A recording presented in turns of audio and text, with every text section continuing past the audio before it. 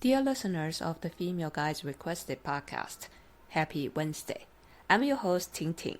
I finally returned from my home country, Taiwan, and now am delivering this episode in Las Vegas. This episode is about Emma Contaoe, who was highly recommended to me by a listener whose life was impacted by her. I reached out and recorded the beautiful life story of Emma, how she stayed curious and followed her intuition and eventually found she could combine her passions and work into a fulfilling life. Emma is an avid climber and certified rock climbing instructor in Quebec. She is the founder of Climbing Escapes, where she gives outdoor climbing courses to all types of climbers, as well as offers climbing and yoga retreats. After 8 years of teaching, she finds joy and fulfillment through her business by combining her love of climbing instruction and creating a wholesome community. In this episode, we talk about how she eventually tried rock climbing in Australia, where she found space to strip the constraints of the environment and identity she lived during the first 2 decades of her life. She then followed this awakening to Nepal and brought all she learned back home in Montreal. Her business was her dream and her mission. To build her business was a slow and steady process. There was fear, imposter syndrome, tears, and grief of her best friend's passing. She got reaffirmation from classes she taught and from the mutually empowering space she created with other women. Please enjoy this episode with Emma Contaoe.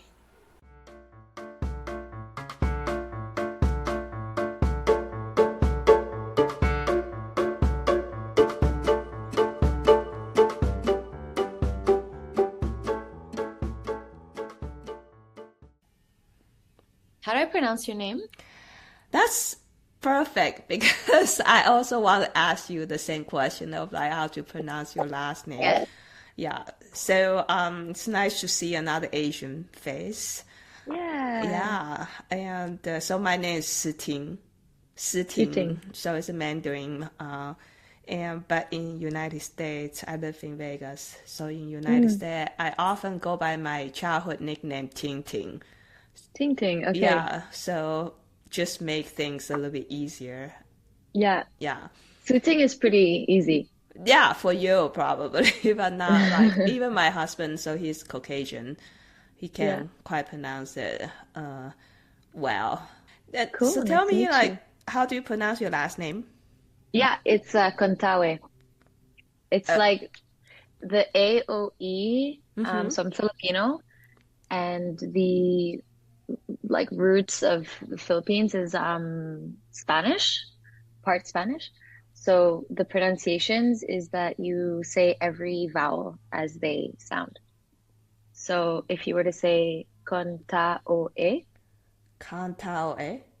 yeah, Contaoe. and then yeah, you make it flow. So Contaoe. Oh, Yeah. thank you. Wow, I didn't Yeah, realize. it's nobody gets it the first try unless I'm in Spain. That's literally the only place that says it correctly. So what exactly is your background? So I know that right now you live in Montreal. Montreal. I don't know what's the Montreal. Montreal. Okay. Yeah, you said it Montreal, right. Canada. Yeah. And were you born and raised in Canada, or you moved there? No, so my parents immigrated from the Philippines, and I was born and raised in Montreal. And how did you find rock climbing? Yeah, so I found it. I mean, actually, after I started climbing, my mom told me that when I was a kid, we would go to Lake George in New York, like near Lake Placid. So there's in the Adirondacks, so there's like a lot of mountains. And she told me that every time we would pass in front of this like rock face, I would observe these people climbing. And I was always like in admiration of those climbers. I don't have a vivid memory of it, but my mom told me that I had like an interest as a kid.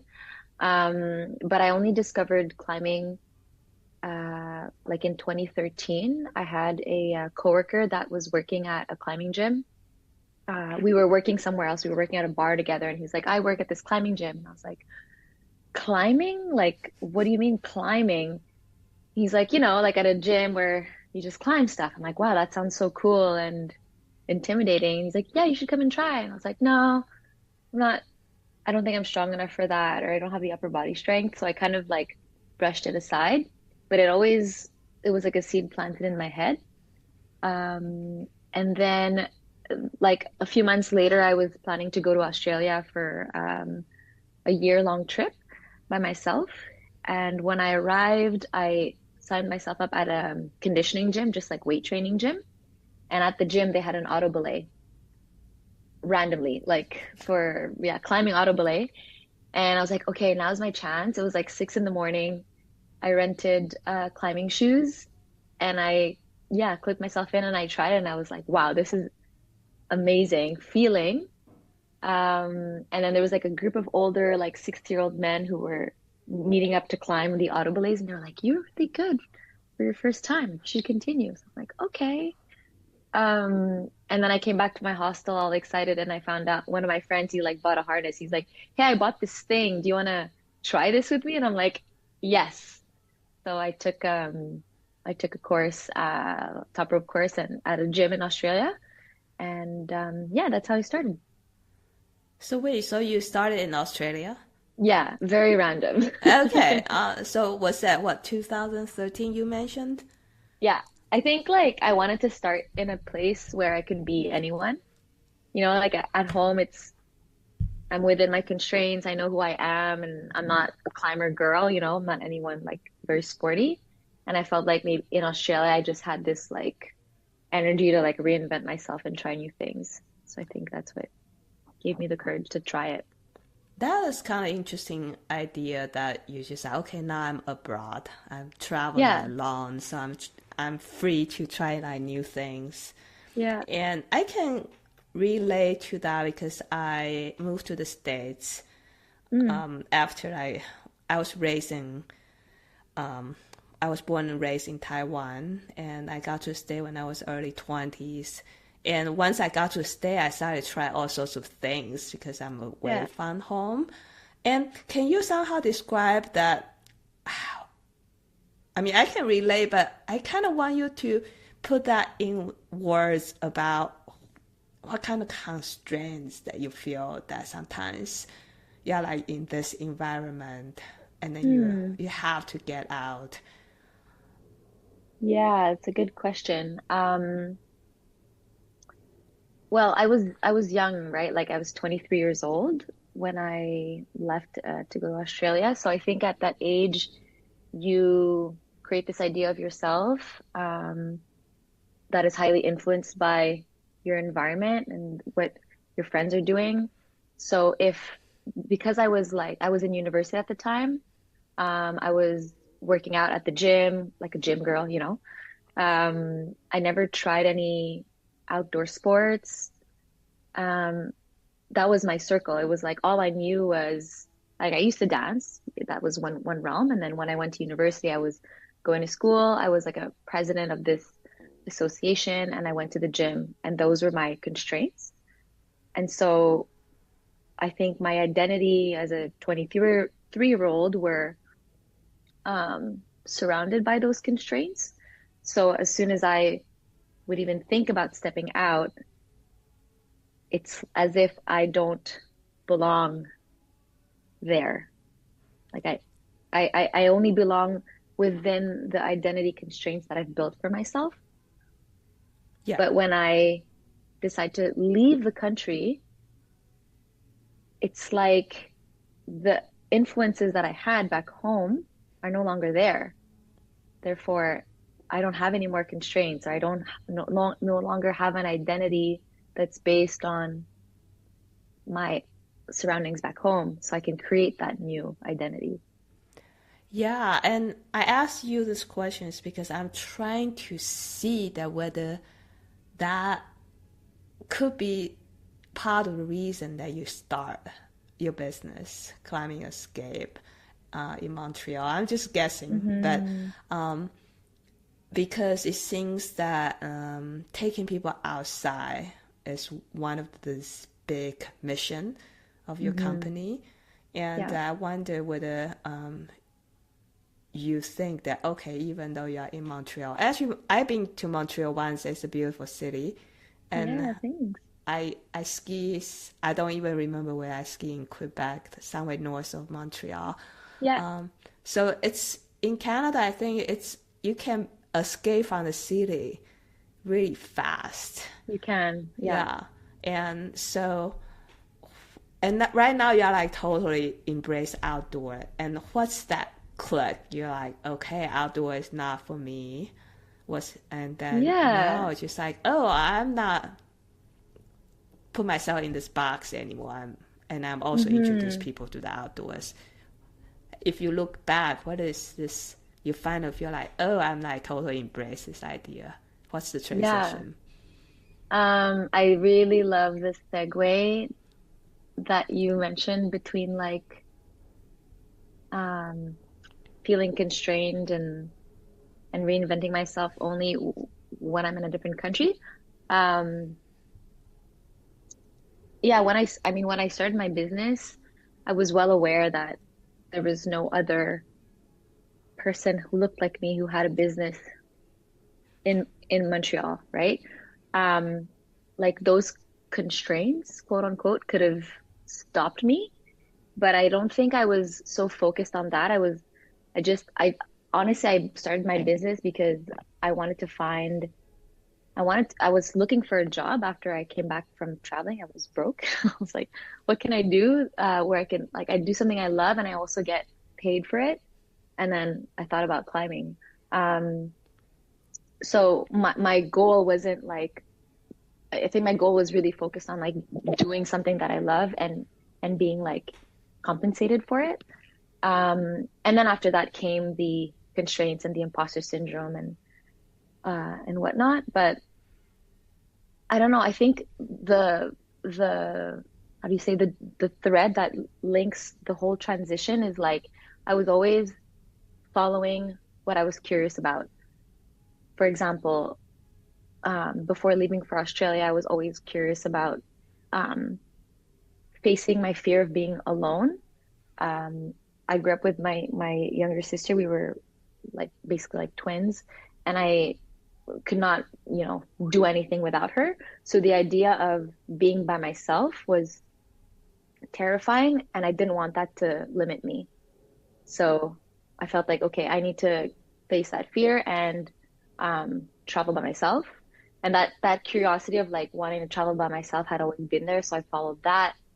And then the curiosity of, trying rock climbing, I like kept it inside of me, and then I did it. Um, and then how I transitioned from like indoor to outdoor was, yeah, my sister was like heard about Nepal and this Everest Base Camp trek, and she was like, I want to do it. I'm like, okay, sure, I'll do it. I have no idea what I'm getting into, but it looks cool. Um, and so I did my first like real hike in Nepal, and then that's when my switch and my love for the outdoors started. And then like just following my curiosity again. And as you do that, I find that you build like this intuition that you know what feels right. And then that led me to like climbing outdoors, that led me to traveling for climbing, and that led me to starting my business because that's what felt right. That's what I was curious about, and it's what felt right. And then when you just follow that, I think it just unravels like things in your life that's so aligned and it that makes sense and makes you happy, you know? Yeah, it's beautiful. And I actually, after you answer that, I have quite a few questions. So I read your Sure. profile, and I'm like very curious about why you decide to solo travel. And then you just actually answer that. You just like, oh, I've always been with my twin sister. Is Hmm. your twin sister your only She's not sibling? actually my twin. No, no, she's only a year younger than me, but I also have a younger brother Oh, okay, who's 3 years younger than me. I see. So you have two siblings, but And a third who is my Okay. half sister, who I met when I was 10. I see. Yeah. Uh, but then you have the seeds in me, so it's just like, okay, I want to see whether I can travel along. So my older sister, Lara, I only met her when I was 10 and she was raised in the Philippines. And my dad sponsored her when she was 18. So she came to Canada and because she had like a tough upbringing, she was always independent and a bit like fearless. And she actually went to Australia by herself, at the age of 19. And I was like so impressed by her.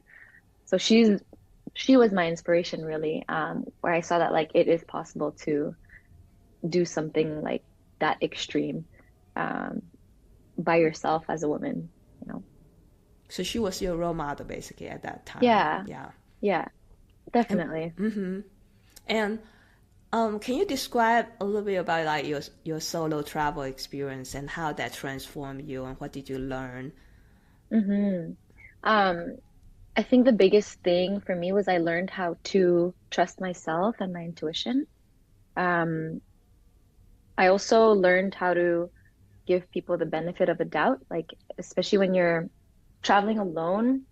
Let's say like I traveled around Australia and Southeast Asia, and you can either go in with the mindset where everyone's out to get you and people want to hurt you, or you can go into the mindset with the mindset of uh, they're just another human being who's doing their best and trying to help. And so I often found myself in both situations where like fear took a lot of the space, and then it makes you feel like the world is bad. But then hope and optimism makes you feel like the world is good and that there's more possibilities. Um, so yeah, those are a few of the lessons that I've learned, but like why and how I ended up traveling by myself, I think it was like again coming down to wanting to like face that fear of being alone. It was always like trying to identify what my fear was and then just taking the next step to like overcome it. Because for me, the fear was always associated with something that I wanted at the end. So it's like I want to go to Thailand by myself, but I'm scared that whatever, I'll get kidnapped, for example. But I know that if I overcome that fear, then something great at the other end, there's going to be something great at the other end, like I meet new people or I try new things or I just have a great experience. So like what is that fear? Like why is it blocking me? Does it make sense? Like is it actually a fear or is it just my perception of the danger? And then that's kind of where the two mindsets come in, where it's like, okay, am I afraid because like there's an actual danger, or is it because my mindset thinks that like the world's out to get me and people are evil? Um, no. And then again, coming back to my intuition being like, does it feel right? Yes, it feels right. And you're scared. So just go for it. Um, and I think every time I was like making a decision to continue to travel by myself, there would always be that subconscious negotiation in my head. But like the focus on the outcome or the thing that I really want out of it was more predominant and kind of overruled the fear that I had. Hope that makes sense. It totally makes sense because Yeah. I'm not in my head is because that I was like, I can see that at least, this part, I can see why climbing grab you too because Mm, as a climber, you constantly battle with your fear and you know that well some fear is realistic and some fear is fictional, right? So you have to know it and you know that if you overcome it, if something great is waiting for you. So yeah. so I'm just nodding my head because I said, yeah, I can relate with this feeling as a climber. hmm Um, in how long did you travel alone? Mm, well, I was gone for about 4 years, three, Four four years? years. Mm-hmm. Yeah. I had come back once for my grandfather, but officially I was alone for most of the time. Like my sister came to join me for a few months. Um, my boyfriend at the time came to join me for a month. I was always surrounded by people.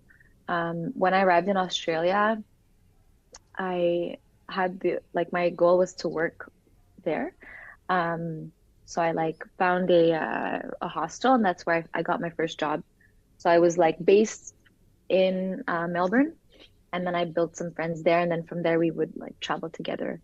Um, but I wasn't like tied to anyone during my travels. I would say, yeah, when you travel solo, you're alone, but you're not really alone. Yeah, totally. Yeah. Great. So you came back to Montreal. That's after all those years of traveling. Yeah. Uh, so basically, after I arrived in Australia, my plan was to work for six Right. months, come home. But then I decided to stay a bit longer. And after Australia, I went to Nepal and I like immediately fell in love with the country.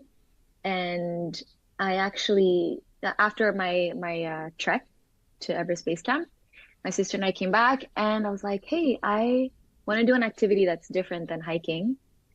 And we were looking at a bunch of different schools, and there was one that was offering rock climbing outdoors. In And I Nepal? told Okay. myself in Nepal, so I told myself I want to try. I think I had given myself that objective at some point, like before even finding this school. But I was like, I want to try outdoor rock climbing because I was climbing indoors in Australia a lot. So in Nepal, my sister and I are walking in around Pokhara, and then we come across these flyers, and it was a school called Three Sister Trekking, and they were offering outdoor rock climbing. And we went inside their little shop, and it we found out that it was ran by three sisters who are climbing guides. And in Nepal, it's rare to find female-led companies and guides. So immediately I was like, oh wow. I think subconsciously I was like, yes, like for sure I want to support. Now that I think back, like I think at the time it wouldn't have mattered if it was a man or a woman, but I think subconsciously it really did. Uh, so we booked it, and then I remember we were hiking to the crag, and my guide was carrying all of our ropes and stuff, and I was like, wow, this woman is a badass. I want to be like her one day.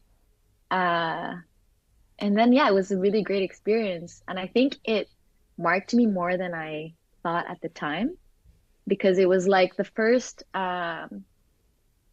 example of a woman who was a guide who like took me up this climb as my first experience. Whereas I was my guide to Everest Base Camp was a man. So for me, like anyone that's like a guide had was like a man in my head. So it for it to be like a woman on my first rock climbing experience, like a sport that I fell in love with, was like very, very special.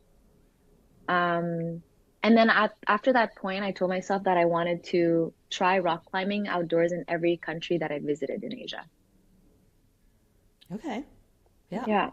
So then I ended up in Thailand and I found a Yeah. school and took a course and then yeah, so from there I was just traveling for climbing and then in Thailand I found this school and there was this one person who was taking a course for 1 month, one long month.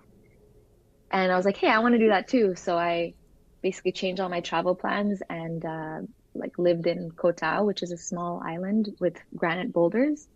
Um, and I just learned how to set up anchors, how to do multi-pitch, rappel. I took helped my instructor take clients out. And that's like really when I wanted to devote my most of my time to climbing because I felt like I had invested so much time in it and now I knew how to like go how to take people out on multi pitches and I was like, okay, I'm gonna do this. I'm gonna do this by myself now. So then my next objective was like, I'm gonna try multi pitch. And then I did that. And then from there, I feel like my travels were oriented like towards climbing. Um, and then, yeah, after that, I just was hooked and I just wanted to stay in Asia and Australia for as long as I could till my visas ran out. So I was able to climb in Australia quite a bit. Yeah. Nice. I mean, Australia has good climbing, and Thailand has good climbing too. Yeah. And that made me curious. Did you go back to Philippines to climb too? I heard there's some limestone climbing there too. Yeah. Yeah. So the first year that I was in Asia, I visited the Philippines for the first time with my sister. And this was more like for touristic purposes. So I didn't get into any climbing. But I did go back to the Philippines a few years later, in 2018 to go climbing actually.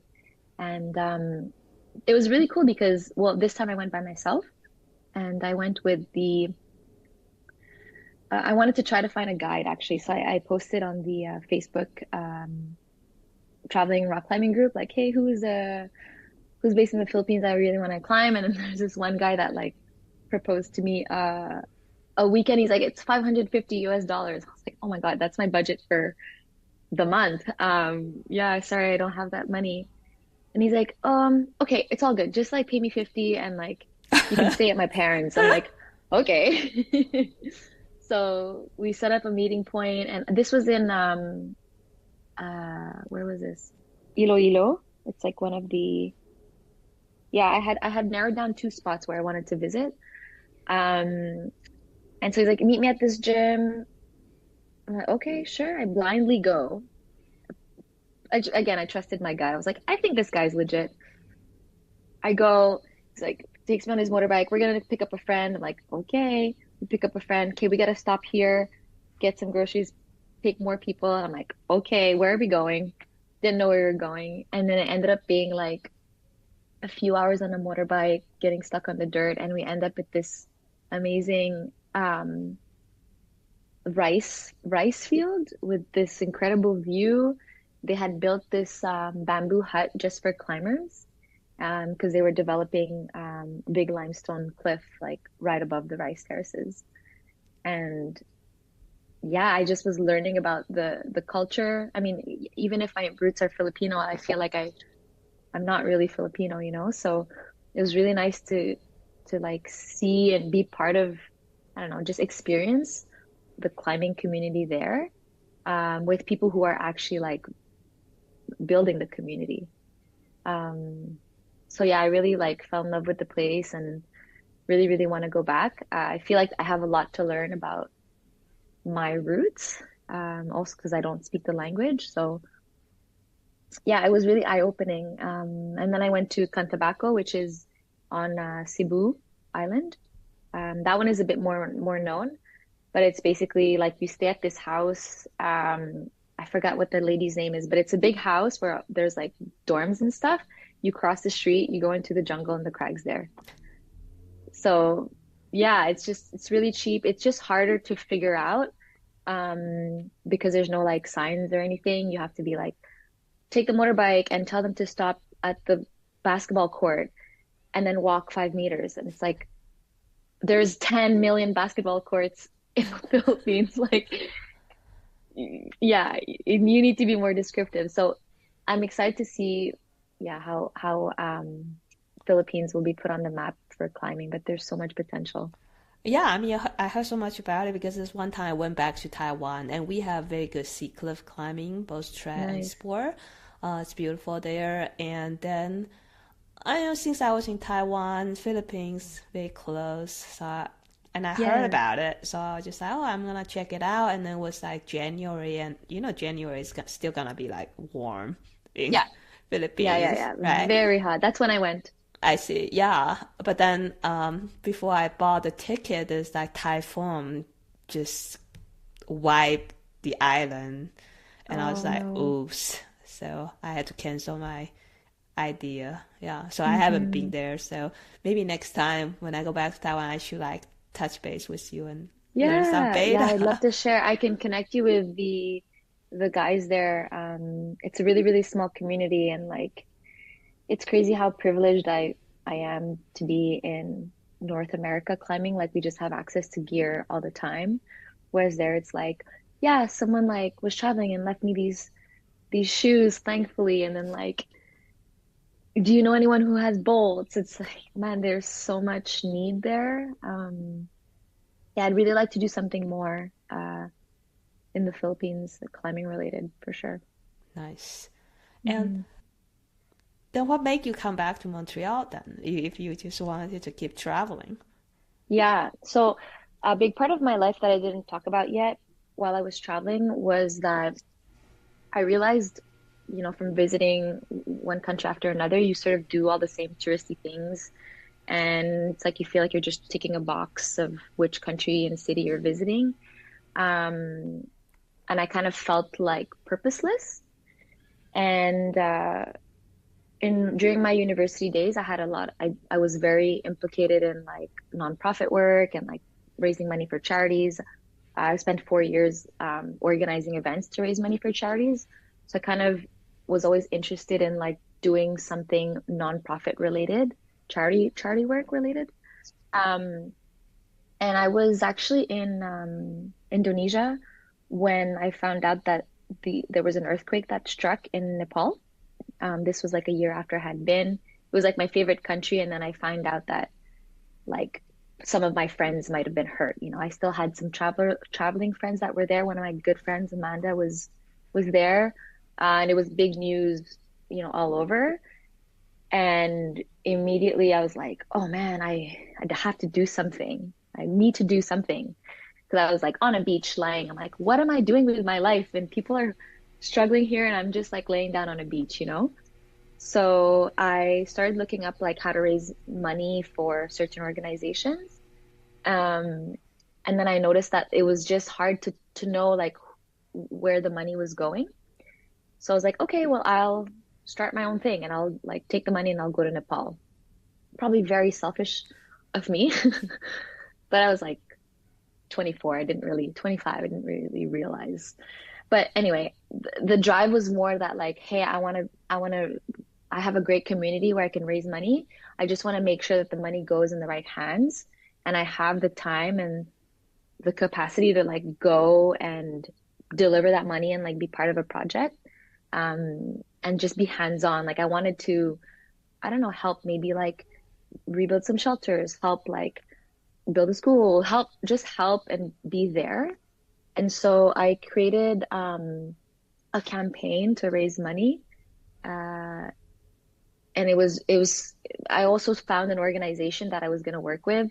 Like through Instagram, someone sent me a link and they're like, "Hey, this organization needs help raising money to build shelters." I'm like, "Okay, perfect." I started a fundraiser. I think I raised like $12,000 or something. Um, and then I took that money and donated it to the organization. They bought some materials, and I met some friends along the way to help, like, just join and help build stuff. And yeah, I think I arrived, and you're super shocked by like all the rubble and the devastation, but it's also just so beautiful to see everyone come together. And that really like really marked me. I was like, I need to live a life with purpose. And that for me is like giving back and having an impact that's more than just like self-interested in a way. Um, and so after that project, I was like on my way back to I think the main city, and there was a girl sitting next to me, and I was like, "Oh, hey, like, what were you here for?" Usually, people are there to either volunteer or hike. And she's like, "I was volunteering and I was building a school." I was like, "Oh my God, build a school? Like, I want to build a school too." I was like, "All right, let's do another campaign." So my visa actually was running out, and I renewed it in Australia. So I basically flew back to Australia because it was closer than going back to Canada. And then I started this second campaign where this time I wanted to recruit volunteers to help me raise money. So I built this like volunteer program, like tourism volunteer program where you like raise money, you come and you build the school, and you also get to enjoy the touristy parts of Nepal. So I managed to get like 5 to 10 people to build the school. I found a location. I was working with a local partner, so it wasn't like a random. It was like a something that was in need. Um, and then yeah, fast forward, we built the school. Took a lot of time.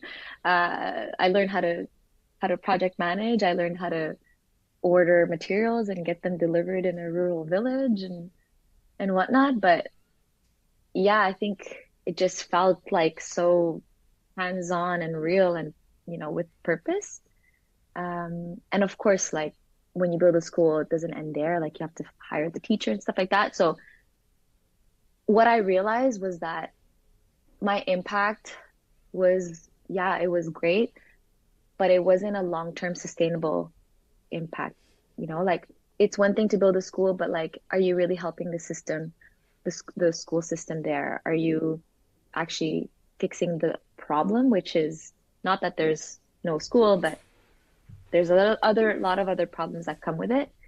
And so this experience, like I thought that I wanted to go into more like nonprofit work, but I realized like it was outside of my, how do you say, like just knowledge. I studied in marketing. Like I don't know anything about international development, So I was like, okay, this isn't sustainable for me because I ended up being broke. I like put all my money towards this nonprofit work and I wasn't paying myself.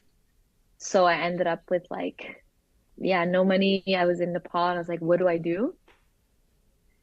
When I realized that like, okay, this wasn't really the future for me. So at the time I had like a life coach or a bit of a mentor, and we were brainstorming ideas on like what else I can do because I wanted to do some impactful work.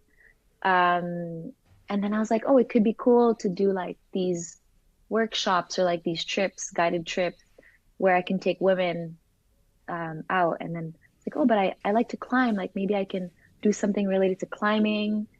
And at the time, I was totally disconnected from my community back home. So I didn't know what was possible, especially in the climbing world. Like I didn't know about any independent climbing schools except for the one that I joined back home, back in Nepal. So yeah, I had the idea of like coming home and starting this. Basically, the idea was a retreat for women, to feel empowered and through rock climbing. So I came home to start that project, and then that's when I took my instructor course. And then I was extremely scared to start this retreat, so I didn't do it. Sorry, that I, again. So you didn't start the retreat? What? Sorry. like I did my instructor course, Mm-hmm. but I was too intimidated to actually start these retreats, Oh. so I didn't do it. Oh, okay. So you didn't do the retreat. No, That's before the climb escape, right? yeah, like Okay. initially the idea of climbing escapes was supposed to be women's retreats, Okay. Yeah.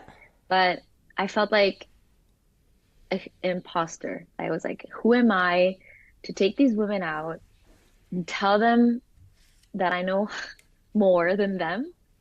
Um, yeah, I wasn't ready for that. I wasn't ready to like be in my power and like lift other Mm. women up, So I decided to just teach like intro courses, um, and just transfer information as an instructor.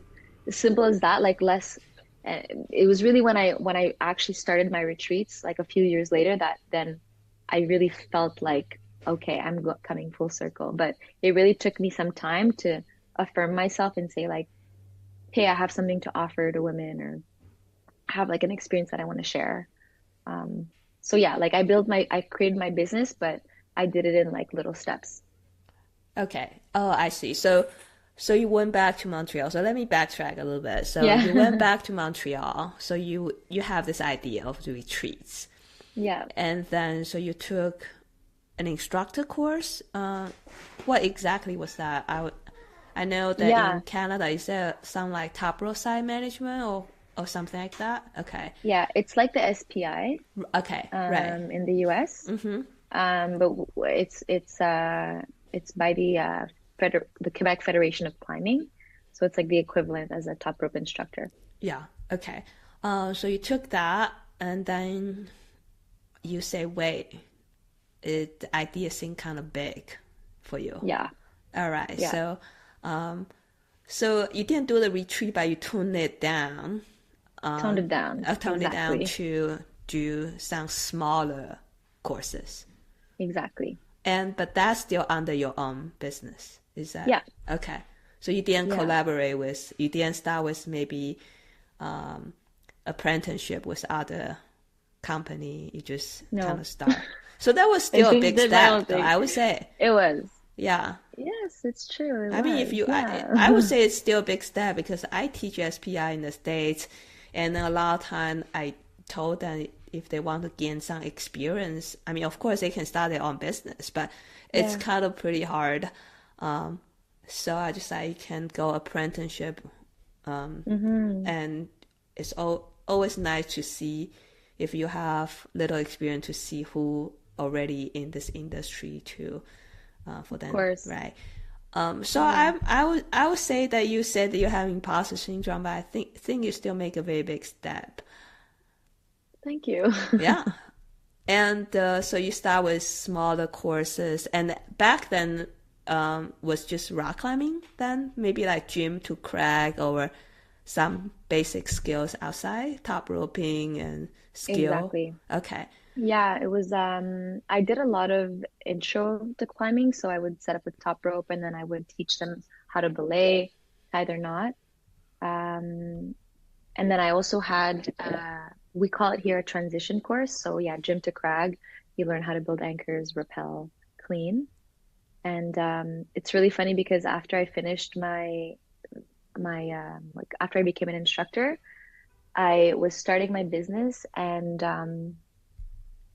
I was doing this volunteer work because a friend was a photographer and he wanted to set up like a photo shoot on the rock. And then I met someone who was interested in doing a transition course. It was my first client. He had never climbed before. He had not even indoors or outdoors. And he's like, but I want to learn everything right now. so I was there's no like, transition. There's just like there ground was no up. transition. There was no transition at all. And I was like, yeah, of course. Yeah, let's do it. Like, I'm not going to say no to my first client. And that's when I learned that I need prerequisites. Um, because yeah, it just didn't make sense that he didn't know or had never experienced climbing. He didn't know if he actually liked it. And then to like jump right away to something a bit more advanced. I learned a lot. So yeah, that's like my business has been growing a little bit at a time, because I was also building experience and I was also trying to get to know my community to then, be able to put my business out there. Right. So at the Yeah. very beginning, probably like outreach was hard, right? So you were talking about your community, and then you were Yeah, saying that originally your circle was not a climbing circle. exactly. how did you reach out those Yeah. communities? Yeah, it's funny because I was climbing from like 2013, since 2013, and I only came home at 2017, 2018, 16, 17. So I was like, I just started gym climbing for the first time after a few years of having climbed outdoors. Um, so nobody knew who I was, nobody knew anything about my business. And when I started, I was talking about it to my friends. So I would take people out for free, like a very, very low price, and just getting the mileage in and practicing. Um, and then I was working full time at this company, and I had gone through burnout. My best friend passed away, and it was like a big catalyst. It was huge, took a huge space in my life. And then I was like trying to find the meaning of life. I'm like, what am I doing? I'm just following the routine of working a 9 to 5. I don't feel like I'm giving anything back to the world, or I don't feel like I'm, making an impact, especially since I came from the nonprofit world where it was like all about impact. And I was like, okay, something has to change. So I quit my job and I wanted to focus more on my business. And the day that I quit my job, or the day after, a friend sent me a link to this event organized by an outdoor retailer called Mountain Equipment Mm. Co-op. So That's MEC. probably the biggest outdoor, it's just like IEI in the States. It's like REI, yeah, Yeah. but in Canada. And so at the time, MEC was organizing this weekend for outdoor creators where you can sign up and win a grant. Oh, okay. Um, yeah, by presenting like a business idea or any idea that gets people to go outside. So I signed up, and then they accepted me. And then I went to that weekend and I basically I presented climbing escapes, and I met a bunch of other outdoor creatives, just outdoor people that I had never met before. And I'm like, wow, there's actually a community of people who like the outdoors like me, who have projects to get people to go outdoors like me. And it was the first time that I actually, yeah, met these people where I knew that like, oh, I belong somewhere actually. Like this is where I belong. And when I presented my project or my business, they loved it. Like Meg actually gave me, I was one of the winners of the grants, and I used that money to buy myself harnesses and helmets and ropes, and really like run my business. But I think the most like impactful like the thing that was the most important to me was that I was able to present my idea in front of 50 something people in the outdoor community, and it being validated and like appreciated by the community. Um, it was like the stamp of approval that I needed at the time to find the courage to like pursue this for real, like really seriously. Um, so yeah, that was really when it kind of started, and I built a lot of connections, and through there I was able to do some collaborations and sort of be more intentional with the people that I wanted to surround myself with, and specifically in the outdoor community. So that was like a very, very big, played a big part in where I am today. Nice. Well, Hmm. congratulations. That was good. Thank That was really you. cool. You must have a strong pitch at that time. So, do do Yeah, you I mind mean, just like summarize a little bit? I mean, like what was the mission that you presented to them? yeah. It's a good one. I think, well, for me, why I started my business is, well, there was one reason, but really like what it's about is that climbing is seen as something that's like quite intimidating and out of reach. Just naturally as a sport, it's an intimidating sport, and um, I wanted to, offer an experience where people don't feel like it's so out of reach. I want people to feel like empowered rather than competitive when they get out of their comfort zones. And so my approach is to make the sport as accessible and as welcoming as possible.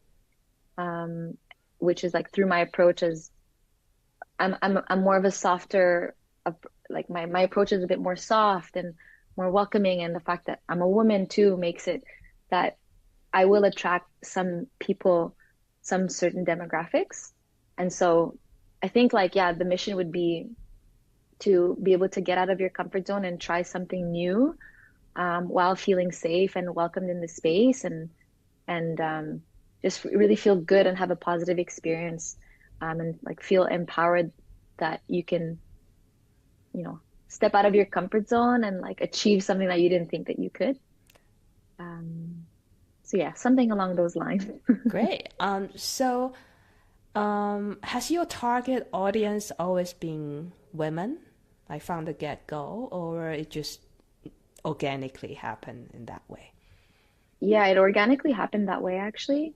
Um, At the very beginning, I had a lot of men, to be honest, because it's a sport that I feel like men are very more drawn to than women. I think naturally it's like upper body, climb. Now it's changed, but I feel like just the sport as it is, it's a bit more intimidating. So I feel like women would be less likely to try it. So at the beginning, I had a mix, but mostly men.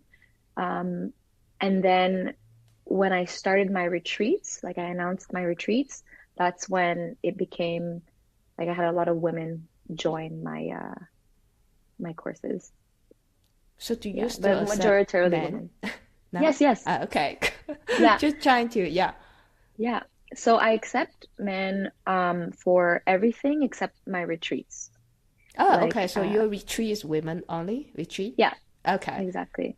So Exactly. what kind of retreat do you run? I saw that you have yoga and climbing retreat. Like Exactly. outside of Montreal, is there international retreats too, or Not yet. or other type of retreat that combine different So things? yeah, yeah. Right now we offer climbing and yoga and camping. So it's all in one. It's basically one weekend where we sleep outside, like in a tent. You wake up, eat, do yoga, and then we go to the crag, come back, camping, connecting, and then repeat the next day. So And this was like it's a weekend thing right now? a weekend thing. Yeah. Okay. And it's all only for women. And is Yeah. there a particular reason that you don't run it for men? So I actually want to change it up Oh, a okay. bit this year. Yeah, it's going to be my fourth year. I think the reason why it was women only, and this was we started in 2019, and That's I a feel year like in the before last, COVID. yeah, Wow. yeah, and after COVID, this when a lot of things changed, right? Um, and that's why I'm thinking about opening up and making it mixed. But the reason why I started it before was like I was running my business already, just giving courses, and I I wanted to do these retreats. It was something that was like deep, a deep desire, but I was really scared to put it out there. Um, Again, like it was the same feeling as when I started my business. I just kept putting it off, putting it off, putting it off.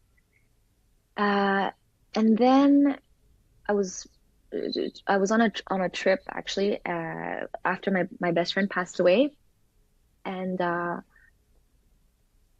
I was reflecting on like where I wanted my business to go, and I had found another instructor who was doing the same thing as me in Okay. Montreal, like giving Oh. courses and stuff. Uh-huh. So I was like, oh no, someone else is doing the same thing as me.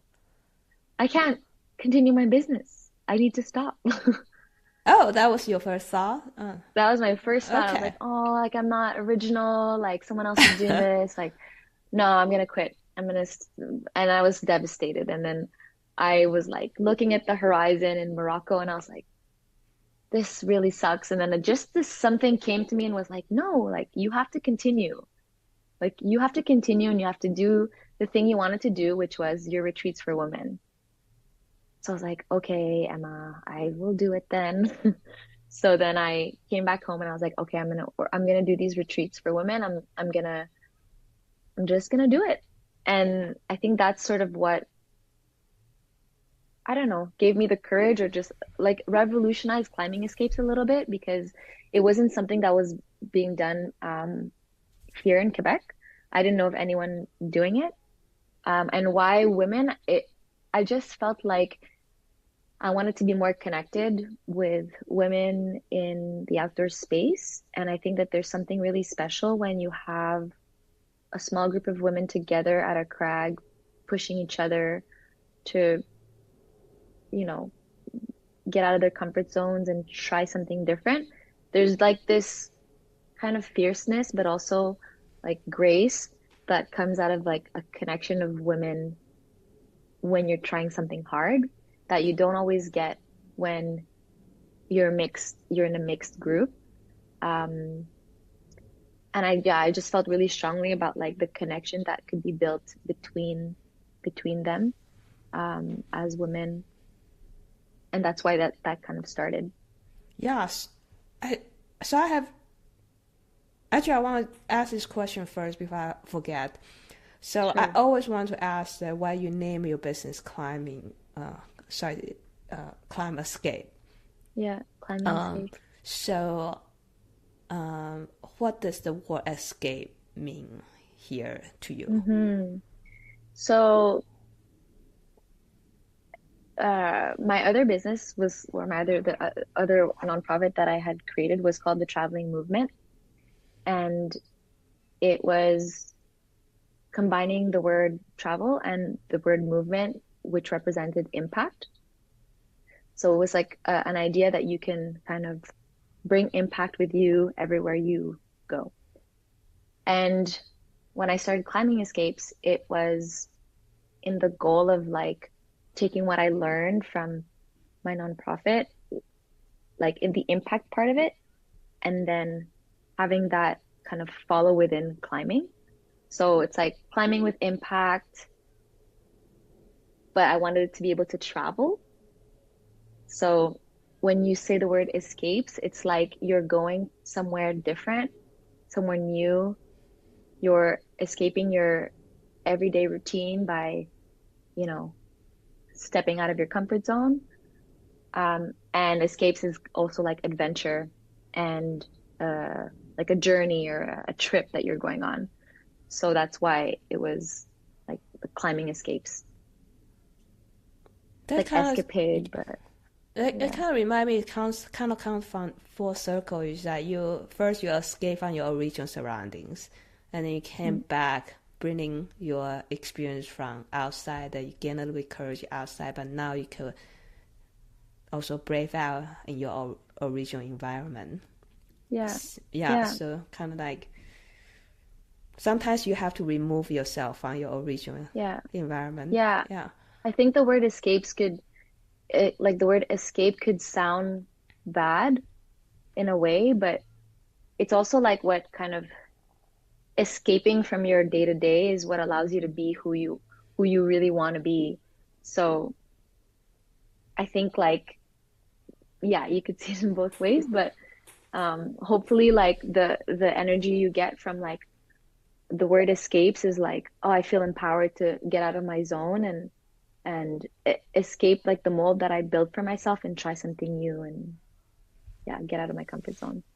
Nice. And also, I'm curious about how do you interpret the word retreat? Because like nowadays there's a lot of retreats, and I'm always confused when I see a retreat because it seems kind of like in the past people like to say vacation, and then but Yeah, you're now right. now people don't call it vacation that often, and they like to call it retreats, and it seems like it's a heightened has some heightened meaning. Yeah. So it seems like people want to give some sort of purpose to this retreat, and it Mm-hmm. could still be a vacation, but of course, according to you, that your retreat that you really cherish and treasure this connection that women brave out in this through climbing or through camping. So Mm-hmm. I'm just kind of curious about what when you originally just said, "Oh, I always want to do this retreat." Mm. What was your vision? Yeah, it's a really good question. Initially it wasn't called retreats. It Oh, was what was? supposed to be like when I had the idea with my mentor, it was supposed to be like a coaching group. It was supposed to be just a group of women that I would mentor or coach.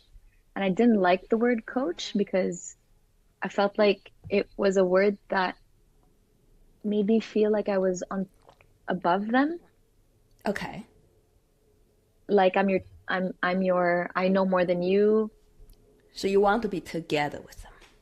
Yeah, I don't want to be on top. I want to be a facilitator. I want to be like at the same Mm. level, and I want to connect with you because I know you can bring something to me, I can bring something to you, and we can all teach each other something. So I didn't like the word coaching, and then retreat to me felt like you're able, it's a experience where you can relax, but mostly do something for yourself. And then I also added my own twist to it, like climbing, camping. So whatever word you add to it, like yoga retreat, then you already have a sense of what to expect. Versus like if you say yoga, climbing, and camping retreat, it's like, okay, yoga, camping, yoga is like relax. Camping is adventure. Climbing is extreme adventure, but it's a retreat. So you can still join. Like, I feel like the word retreat is like a word that sums up an experience that's for anybody. And I don't during even the know if that makes sense, but yeah, and I'm curious, like during the retreat, right?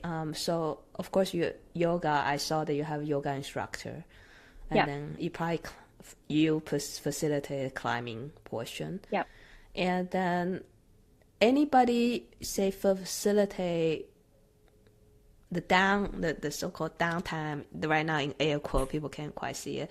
Um, yeah, that between or the transition between climbing yoga and all these transitions, yeah. do you have some structured facilitation or will you just happen It organically? happens. Okay. Yeah, it happens organically.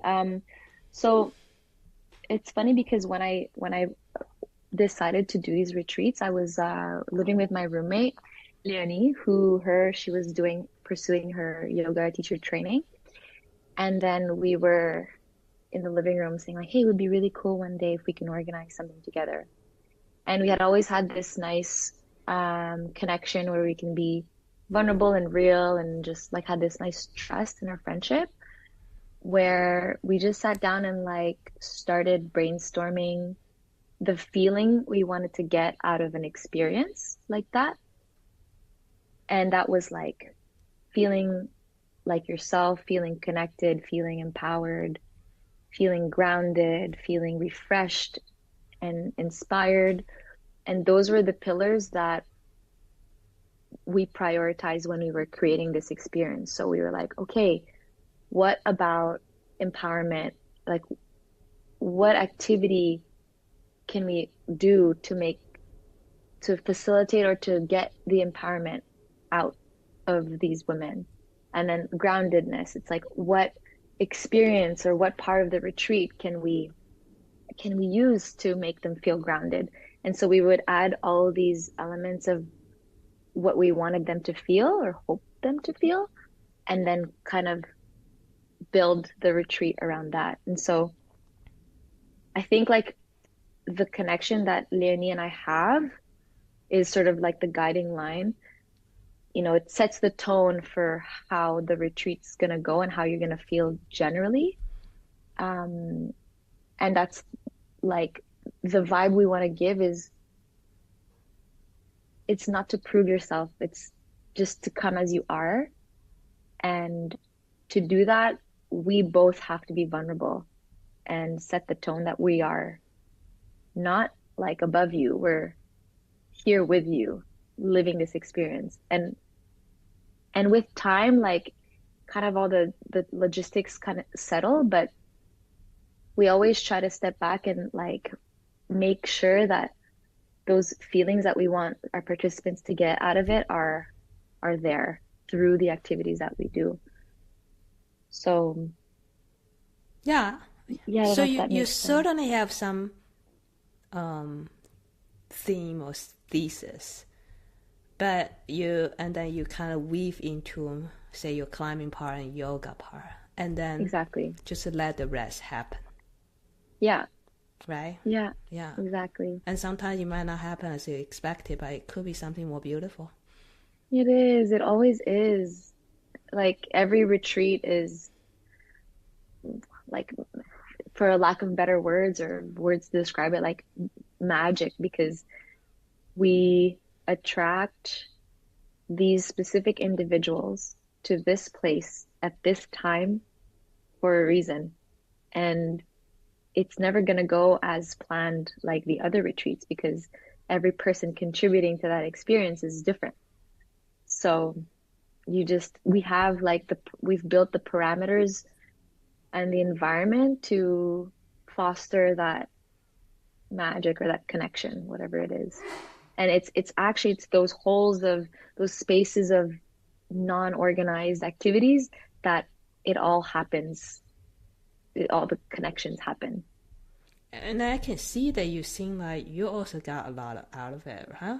Right? Yeah. Huh? Every time I'm amazed by how much I learned. Like there was one weekend where it was raining and it didn't go according to plan, and they taught me that like, hey, it's okay. Like every retreat, we learn something a bit more about ourselves. And it's actually a retreat for me too, because when Leonie's facilitating the meditation part, for example, I could like, okay, like I can relax and really be present, and we kind of have that nice dynamic where we know when one person is going to be more the facilitator and the other one can kind of lay back, and we let each other shine in our own like environments. So yeah, I think having a good partner that's yeah, it just fits, really makes the experience special. Beautiful. Um, so you officially start climbing escapes in 2017? Six, yeah, I would say I started my job. No, I started my job in 2016, and then I did this part-time right before, so 2016 officially. Right. So, wow, it has been a while, quite a few years. Time, Yeah. time flew Yeah. on. Yeah. I mean, between 2016 and 2018, I was working full time, and doing this part-time. 2018, I quit my job and I was trying to do this full time. Then I traveled, and then yeah, I was doing it freelance as a like part-time and as a freelance. And then during COVID, I stopped. So I'm the only one in my business. So I go at the rhythm I want, and it's hard to grow because I'm alone, right? So Yeah. So do you yeah, have I any kind of, like say future plans or you just well we'll see how it goes still? yeah, it's a good question. I think about that a lot. Like I always wanted to do my ACMG Mm-hmm. certification, which is to become a rock guide. Um, but I know that like, yeah, it takes a lot of work and a lot of dedication to just specifically climbing. And I have been, injured for the last, like, well, from 2017 to 2021, I was like constantly dislocating my shoulder, and I finally had surgery. So like most of my climbing life, I've been injured relatively.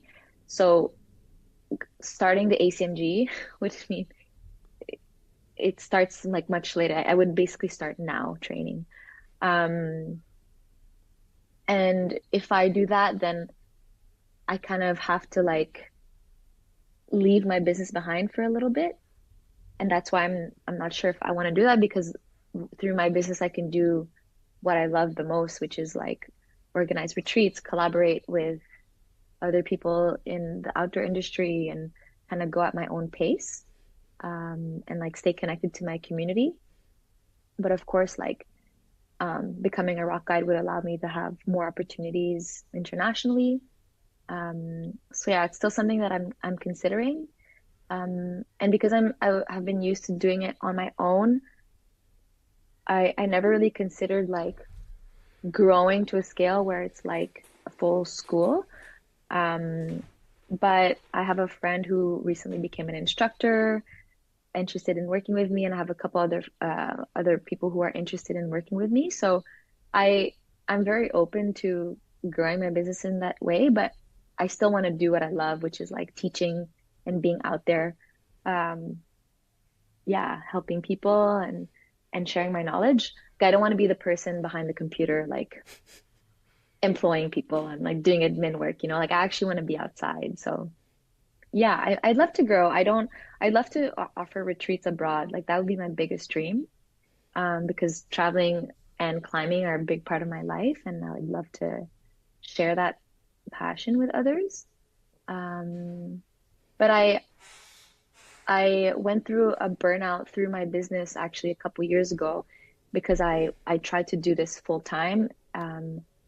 And then that was really scary because like uh when you burn out and then you can't do it at all. So I'm trying to find a balance between like doing what I love and not, it's like a double-edged sword, right? Like you want to do what you love and get paid for it, but then it becomes your main source of income and then you put pressure on it. So it's really tricky. Yes. Yeah. Yeah. Wow.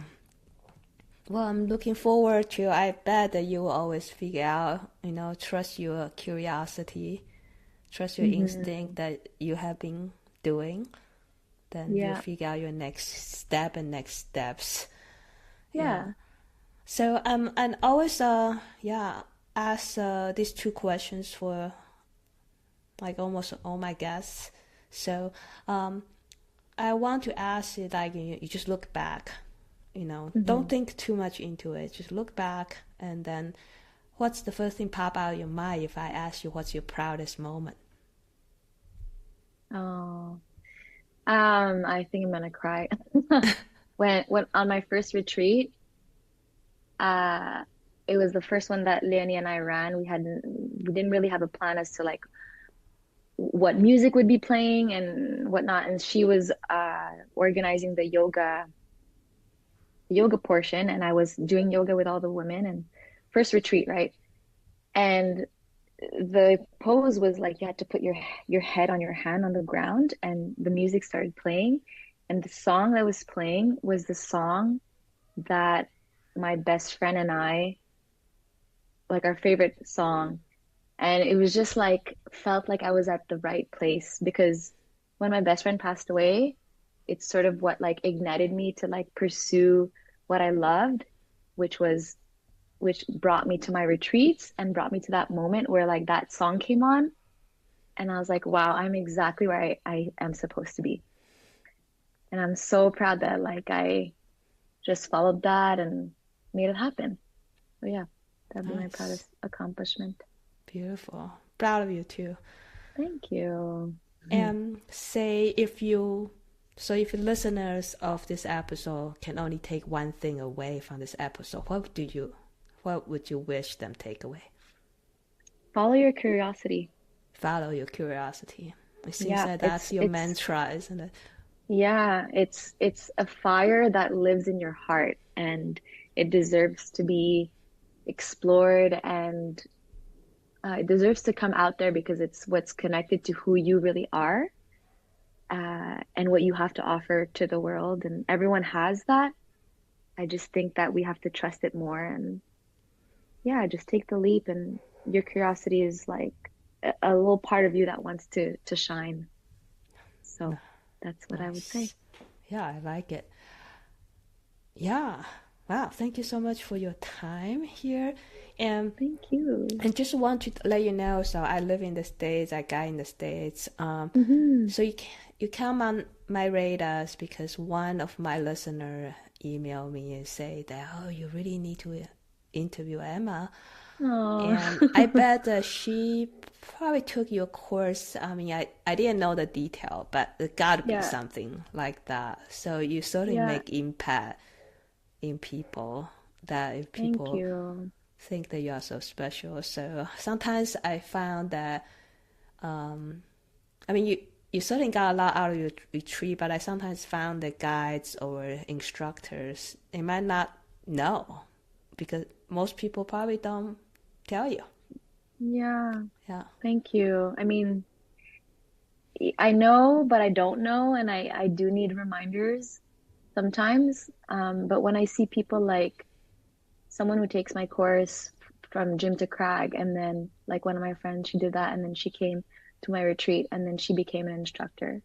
I'm like, oh my God, like I made it. I think I could just retire and I've made it. Like, Yeah. and she's also a woman of color, and I see more and more women of color, and that's just what I want. Like I'd love to one day, when you think about what a teacher is, like elementary school teacher, you don't really have an idea of what they look like. They could be anyone.